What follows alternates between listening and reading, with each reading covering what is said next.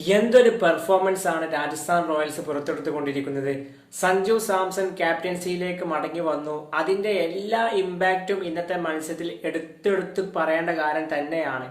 Completely dominant performance Rajasthan Royals. Completely dominant performance. വളരെ മികച്ച പ്രകടനം. ബാറ്റിംഗിലായിക്കോട്ടെ, ഫീൽഡിങ്ങിലൊരു നെഹാൽ വദാലയുടെ ഒരു ഇമ്പോർട്ടന്റ് ക്യാച്ച് നമ്മുടെ ദുർജുനെ നഷ്ടപ്പെടുത്തിയെങ്കിൽ പോലും അതർവൈസ് ഫീൽഡിങ്ങിലെല്ലാം വളരെ മികച്ചതായി ഒരു കംപ്ലീറ്റ്ലി മികച്ച പെർഫോമൻസ് ആണ്. ബാറ്റിംഗിലായിക്കോട്ടെ, അതുപോലെ ബൗളിങ്ങിലായിക്കോട്ടെ വളരെ മികച്ച പ്രകടനം. പിന്നെ Jofra archer, what A comeback.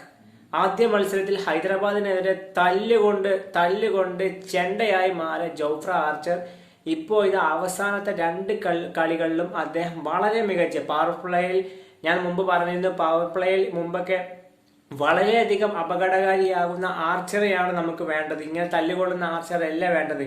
ആർച്ചറുടെ ആ ഒരു സ്പെല്ല് തന്നെയാണ് ഈ കളി മാറ്റിമറിച്ചത്. പഞ്ചാബ് നമുക്കറിയാം, കളിച്ച മത്സരം രണ്ടും വിജയിച്ചുകൊണ്ടിരുന്ന ടീമിനെയാണ്, അതും സ്ട്രോങ് ആയിട്ടുള്ള ടീമിനെയാണ്, അതായത് ചെറിയ ടീമിനെയല്ല പരാജയപ്പെടുന്നത്, സ്ട്രോങ് ആയിട്ടുള്ള ടീമിനെയാണ് പരാജയപ്പെടുത്തിയിട്ടുള്ളത്.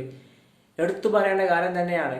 പവർ പ്ലേയിൽ ശ്രേയസ് അയ്യർ വളരെ കീ ആയി മാറി. ശ്രേയസ് അയ്യരുടെ വിക്കറ്റ് ജോഫ്ര ആർച്ചർ എടുത്തത് വളരെ കീ ആയിട്ടുള്ള കാര്യം. പിന്നെ സഞ്ജു സാംസന്റെ ബൗളിംഗ് ചേഞ്ചുകളൊക്കെ അബ്സല്യൂട്ട്ലി ഫിനോമിനൽ, അടിപൊളിയായിരുന്നു.